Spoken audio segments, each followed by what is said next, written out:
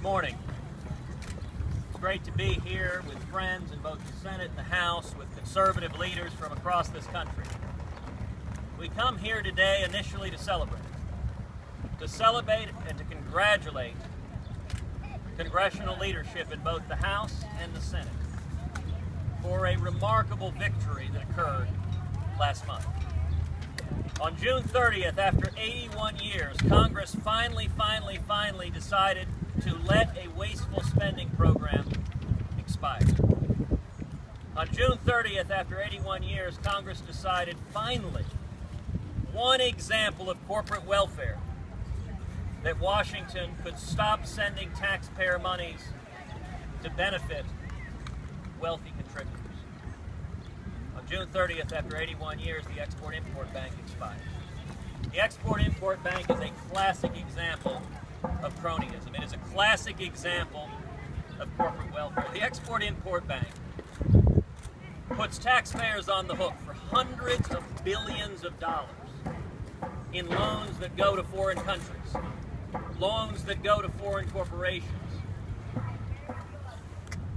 Taxpayers are risking their dollars in order to benefit foreign countries and to benefit giant corporations. The majority of the benefit from the Export-Import Bank goes to a handful of gigantic corporations. And the reason that this corporate welfare program has existed for 81 years is because of the operation of the Washington cartel. What's the Washington cartel? It's career politicians in both parties, Democrats and Republicans, who get in bed with lobbyists and special interests in Washington and loot the taxpayers to give it away to their big money contributors. You know, Democrats are fond of railing against big business, and yet just about every Democrat is lined up supporting the corporate welfare of the Export-Import Bank. Any Democrat that wants to give a passionate speech about how he or she is a populist ought to be asked, well, if you're such a populist, why are you supporting risking billions of dollars of taxpayer monies to benefit a handful of giant corporations? And then when it comes to Republicans, you know, in campaign seasons, every Republican is a conservative. There are a lot of campaign conservatives in the United States Congress. Well, now's when push comes to shove, where we discover if people are merely campaign conservatives or they actually are going to be practicing conservatives, consistent conservatives.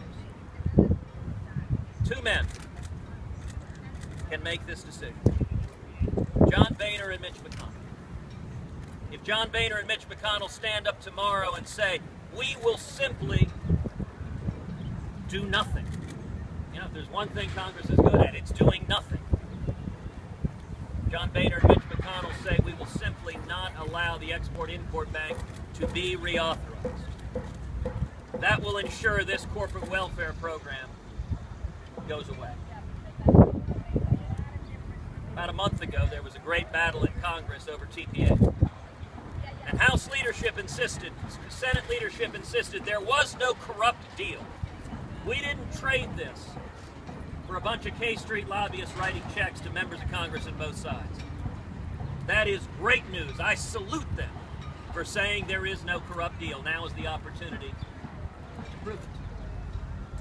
If there is no corrupt deal, then congressional leadership should stand with House conservatives, with Senate conservatives, to say we mean what we say.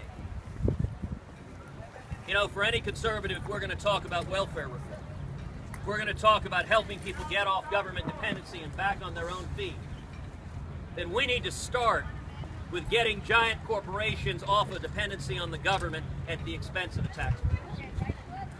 We need to start, and by the way, the Export-Import Bank expired 2 weeks ago. You notice the sky hasn't fallen. In fact, all of the people who are receiving these taxpayer benefits, these taxpayer guarantees, what are they doing? They're going to the private sector. They're going to the private sector. They're getting the loans in the private sector. It all works fine, but you know what? It's easier. It's cheaper to loot the federal fisc and say, gosh, the taxpayers don't require any accountability. The bribery, the corruption at the Export-Import Bank, enough is enough. I call upon Democrats, if you are a populist, if you mean the words you say on the campaign trail, stand up and say enough is enough for the corporate welfare. And I call on Republicans, if you are more than a campaign conservative, if you are in fact a principled, Constitution-believing, liberty-loving conservative, then stand up and act on it. That's what this group is here for. I now recognize my good friend and colleague, Senator Mike Lee, the junior senator from Utah, and a stalwart lion in defense of the free market.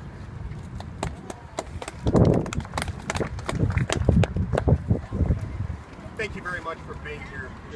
Any questions? Senator Cruz, in regards to Leader Mitch McConnell, someone said they don't really believe that he's really against the export-import bank.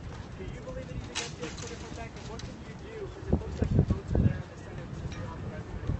Well, as I said, we are here gathered today to celebrate a conservative victory. It's interesting, with a Republican majority, we haven't had a lot of conservative victories. This is one. And we're here today to praise Mitch McConnell and John Boehner. They have the opportunity to deliver on their campaign rhetoric, and I am hopeful that actions will follow words, and every person here will gladly celebrate strong Republican leadership if we in fact have strong Republican leadership. Well, let's keep the questions on Export-Import Bank. I'm happy to answer questions else. Discussing export-import bank with Donald Trump? Let's keep it on the subject. Well, what are the next stages? This expiring will cost thousands of jobs. What's your answer back to that? Whenever there is corporate welfare, whenever there is the Washington cartel picking winners and losers, inevitably the politicians claim they are benefiting jobs. What they don't count in that is all the jobs that are lost, all the taxpayer money that is taken.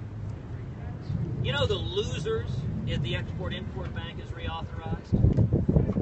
It's all the single moms waiting tables. It's all the truck drivers. It's all of the hard-working men and women who don't have lobbyists in Washington, who just go and try to provide for their kids.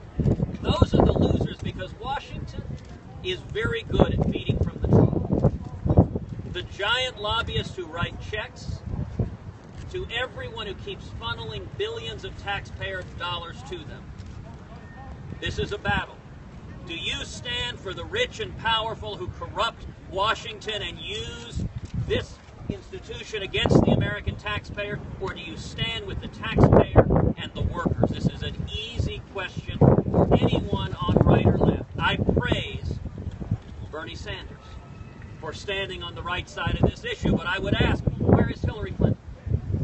I praise Barack Obama when he was in the Senate for standing on the right side of this issue, saying this is pure corporate welfare. I would ask, what would President Barack Obama say to Senator Barack Obama for why he's supporting pure corporate welfare? Every politician, I would call upon you, just do what you said you would do. What are the next? There's speculation that they're going to try to attach XM to the highway bill to reauthor or to revive it. Would you be willing to filibuster the highway bill if that were to happen? I am willing to use any and all procedural tools to stop this corporate welfare, this corruption from being propagated. But I want to give an opportunity for Bill Flores and Jim Jordan to talk about on the House side the fights that they're fighting. And I would note also that Jeff Henserling has been tremendously effective on this issue. He's here with us in spirit. He just couldn't physically join us. But Bill, Jim, do you want to share your thoughts? Well, Jim will probably say the same thing, but I'll let him. We have not yet received a response. The response is due today, so a number of us joined together asking the head of the Export-Import Bank to lay out the wind-down plan. I'm hopeful we will receive the response today, and we certainly will make it public if and when it comes in. You know, I'll note the last two questions talked about, is this a conflict between Washington working? Listen, when people talk about Washington working, it's a little bit like two wolves and a sheep sitting down to vote on what's for dinner. That's the outcome. When this institution, when the Washington cartel works in the Washington manner, what happens is career politicians who are Republicans and Democrats sit down with the lobbyists. The lobbyists say, we'll write checks to both sides. We don't care who wins, because both of you do the exact same thing. Both of you grow and grow and grow government. The last two presidents. In 2001, George W. Bush became president. The national debt was $5 trillion. When George W. Bush left the White House, the national debt was $10 trillion. 2009, Barack Obama became president. The national debt was $10 trillion. Today, it is over $18 trillion. Two presidents have increased our debt over $13 trillion. By the end of Obama's presidency, two presidents, a Republican and Democrat, will have tripled the debt that your children and grandchildren will spend their whole lives paying off.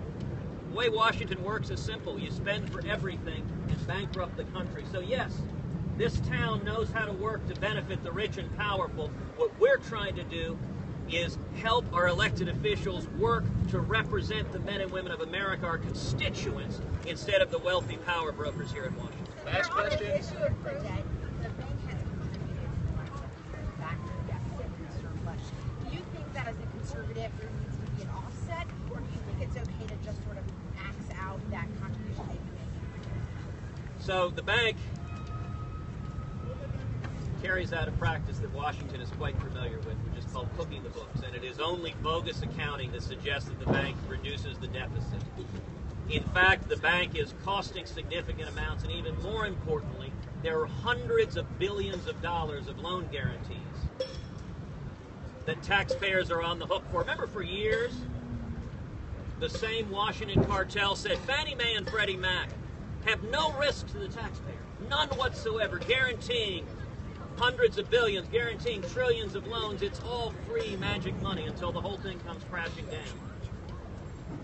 The idea that giving away taxpayer money somehow reduces the deficit is a fiction that only politicians in Washington could try to sell. All right, we have to wrap up. Thank you, everyone. Thank you, everyone. Thank you very much.